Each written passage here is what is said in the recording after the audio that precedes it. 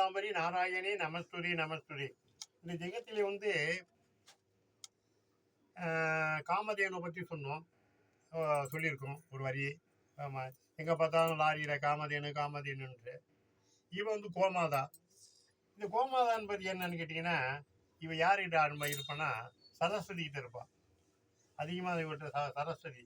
இந்த கோமாதா என்றது இந்த பசுமை நிறைந்தவர் ஜெகத்திலே. கோமாதா இல்லைன்னு வச்சுங்க,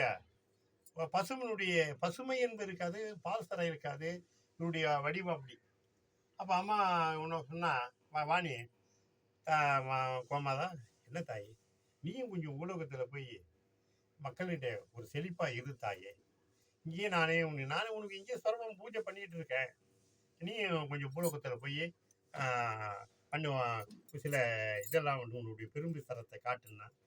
அம்மா கோமாதா பூலோகத்துக்கு வரா பாருங்க, இவர் தான் கோமாதா, பசுமை நிறைஞ்சவோ கோமாதா. இந்த அம்மான்னு வர என்ன பரான்னு. நீ இருக்கும் இடத்திலே கோமாதா பல தெய்வம் இருக்குதம்மா. நீ இருக்கும் இடத்திலே கோமாதா பல தெய்வம் இருக்குதம்மா. பல தேவதைகள் உன்னை பாடி மகிழுதம்மா.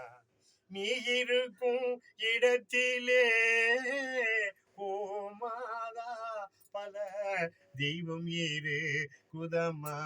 பல தேவதைகள் உன்னை பாடி மகிழுதம்மா. கோமாதா பசுமை நிறைந்தவனே தாய்க்கு தாயே, பசுமை நிறைந்தவளே தாயி தாயாகி இந்த ஜெகத்தில் அருள்பவளே. வாணி உன் புகழை பாடி மகிழ்வாளே, வினையை மீடி புகழ்வாளே. வாணி உன் புகழை பாடி மகிழ்வாளே, வினையை மீடி புகழ்வாளே. உன்னை நினைக்கும் இல்லத்திலே, உன்னை நினைக்கும் இல்லத்திலே செழிப்பாயே, செல்வந்தனை செழிப்பாயே, செல்வந்தனை செழிப்பாயே. அருள்மழை பொழிவாயே அம்மா.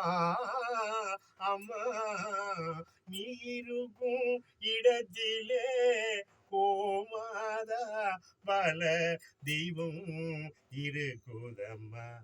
பல தேவதைகள் உன்னை பாடி மகிழுதம்மா.